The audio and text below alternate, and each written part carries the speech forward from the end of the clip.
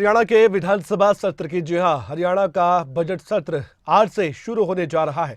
सबको इंतजार है कि हरियाणा का बजट कैसे होगा, तो इसका इंतजार खत्म होगा 23 फरवरी को, लेकिन आज से बजट सत्र की शुरुआत होने जा रही है। इस पर हमारी नजर लगातार बनी हुई खबरें अभी तक महा कवरेज पर कर रहा है। आपको हर खबर सबसे पहले हम देंगे और साथ ही विधानसभा की कार्यवाही भी आप सीधे लाइव देखेंगे खबरें तक पर। 23 फरवरी को मुख्यमंत्री मनोहर लाल बतौर वित्त मंत्री बजट पेश करने वाले हैं और क्या प्रतिक्रियाएं आ रही है, विधायक क्या कह रहे हैं, मंत्री क्या कह रहे हैं, सबसे पहले खबरें तक आप तक पहुंचा रहा है। फिलहाल हमारे साथ जुड़ चुके हैं हमारे संवाददाता जितेंद्र चौधरी, जिनके साथ हैं हरियाणा के कृषि मंत्री JP Dalal. Over to you Jitendra.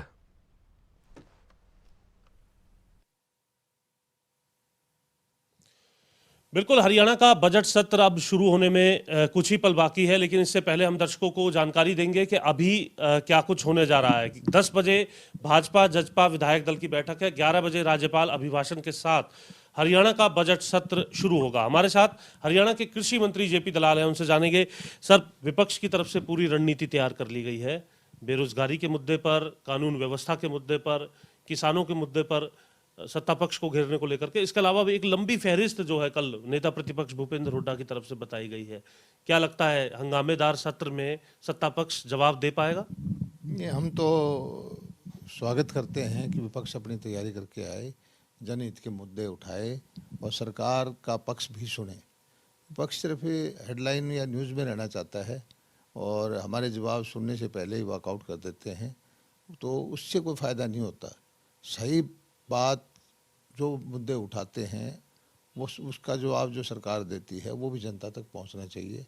वो पहुंचता है, लेकिन विपक्ष उसको सुनने के लिए तैयार नहीं होता।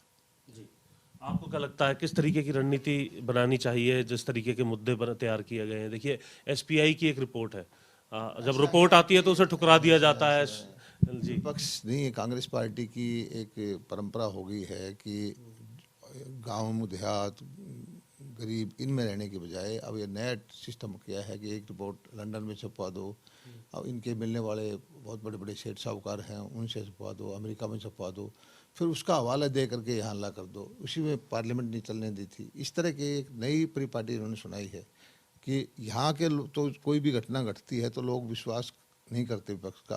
उनको पता है मोदी जी पर भरोसा है, भाजपा की नीतियों पर भरोसा है, लेकिन वो विदेश से कोई कहलवाते हैं। और दुर्भाग्य ये है कि देशद्रोही ताकतें जो हिंदुस्तान की सरकार को उखाड़ना चाहती हैं, कांग्रेस उसका साथ देती है। ये बहुत दुर्भाग्यपूर्ण है। कम से कम ठीक है उनको मोदी जी पसंद नहीं है, ठीक है उनको भाजपा पसंद नहीं है, ठीक है उनको सत्ता चाहिए, लेकिन जहाँ देश का मामला आता है वहाँ तो उनको कम से कम ध्यान रखना चाहिए। ओपीएस का मुद्दा है सर, आपने कहा कि अंतर्राष्ट्रीय बातें हैं, ये तो पंचकुला और चंडीगढ़ बॉर्डर की बात है, कल की ही बात है। बहुत सारे वर्ग है, किसान है, मजदूर है, कहीं जल भराव का क्षेत्र है, कहीं सेम का ठीक करना है, कहीं फसलों के भाव ज़्यादा देने हैं, कहीं गरीब को पीले कार्ड की 100 योजनाएं देनी हैं, कहीं हेल्थ का मामला देना है।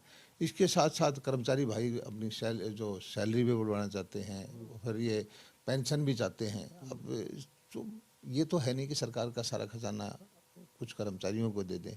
यहाँ जो और वर्ग है उसका भी हक उतना ही बनता है।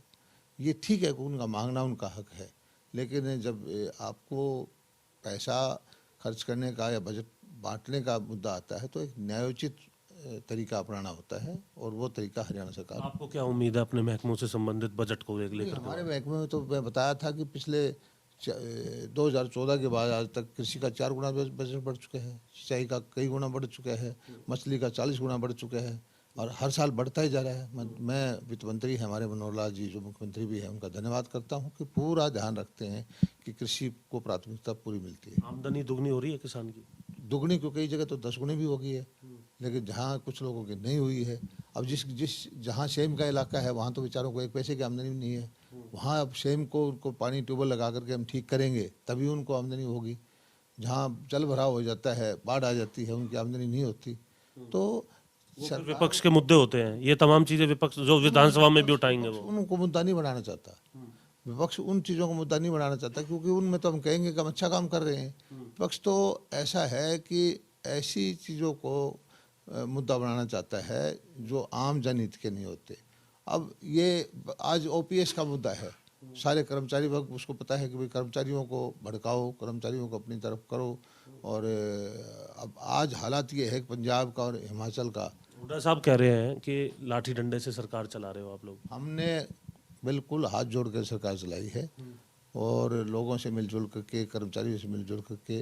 पहली एक ऐसी सरकार है जो बिल्कुल झुक के चलती है, चाहे वो लाठियां जो बरसी हैं वो उसको क्या कहेंगे फिर नहीं आप? तो वो जो एक तय है कि उनको अधिकार है इसका आंदोलन करने का, लेकिन वो शांतिपूर्ण ढंग से होना चाहिए। प्रशासन की गाइडलाइन है, उनको मानना चाहिए। और उसमें अगर कहीं ऐसी चीज़ आती है तो फिर ये जो है लॉ एनफोर्सिंग एजेंसी है, कोई हो सकता है कि थोड़ा बहुत पानी वानी डालते हों या कुछ और करते हों। और लाठियाँ तो मुझे नहीं पता चलाई कि नहीं चलाई, लाठी नहीं चलानी चाहिए, लेकिन ऐसा है कि ये ऐसी हालात भी पैदा ना करे आंदोलनकारी। ठीक है, आज एक कॉन्फ्रेंस भी हो रही है कमल, हम अपने दर्शकों को बताना चाहेंगे पराली एक बहुत बड़ा मुद्दा है और ये राजनीतिक मुद्दा भी बनता है हरियाणा और पंजाब के बीच में। और जो केंद्रीय मंत्री हैं भूपेंद्र यादव कल जिस तरीके से हरियाणा के अंदर थे, आज पंजाब के मोहाली के अंदर एक इसी तरीके से एक आयोजन जो है उनकी तरफ से किया गया है, एक वर्कशॉप लगाई गई है। हरियाणा के मुख्यमंत्री मनोहर लाल, पंजाब के मुख्यमंत्री भगवंत मान, हरियाणा के कृषि मंत्री जेपी दलाल, पंजाब के भी कृषि मंत्री इस वर्कशॉप के अंदर शामिल रहने वाले हैं। उसको लेकर के भी जानकारी आपसे चाहेंगे, खासतौर से आम आदमी पार्टी हो, दिल्ली हो, पंजाब हो, पराली को लेकर के हरियाणा जिम्मेदार हो जाता है, क्या कहेंगे? आज ये वर्कशॉप भी हो रही है, केंद्रीय मंत्री करा रहे हैं। एनसीआर में प्रदूषण का बड़ा भारी मुद्दा रहा है पिछले कई सालों से, और केजरीवाल जी ब्लेम करते रहे हरियाणा पंजाब के किसानों को। और केंद्र सरकार के हमारे मंत्री हैं पर्यावरण के भूपेंद्र यादव जी, उन्होंने बड़ा अच्छा कदम उठाया है कि वो यहाँ एक दिन की कॉन्फ्रेंस जो है जिसमें बहुत सारे विद्वान होंगे, बहुत सारे साइंटिस्ट होंगे, वो आएंगे। सारे दिन का सेशन है जिसमें हमारे हरियाणा के मुख्यमंत्री भी होंगे, पंजाब के मुख्यमंत्री होंगे, पंजाब के कृषि मंत्री, मैं। और हम इसका थीम ये है पराली एक पूंजी, कि हम किसानों को ये समझाना चाहते हैं कि पराली से आपको आमदनी हो सकती है, बहुत अच्छी आमदनी हो सकती है। जलाने से आपको भी नुकसान है, समाज को भी नुकसान है, पर्यावरण को भी नुकसान है। तो ये एक अच्छा कदम उठाया है। मैं हमारे मंत्री जी जो भूपेंद्र यादव जी का स्वागत करता हूँ। उम्मीद है फिर राजनीति नहीं होगी, समाधान होगा। नहीं तो राजनीति का मुद्दा ही नहीं है, तो दोनों सरकारें मिल करके और एक पूरे दिन का वो रखा गया है मीटिंग, जिसमें अलग अलग एक्सपर्ट अपने राय देंगे और किसानों को वो हम बताएंगे कि भाई इस तरह करने से आपको लाभ ज़्यादा होगा। और इसका थीम भी यही है पराली एक पूंजी। लाजमी है कि आज तो राजनीति नहीं होगी, लेकिन जब पराली का मौसम आता है जलाने को लेकर के या प्रबंधन को लेकर के, तब जरूर राजनीतिक बयानबाजी होती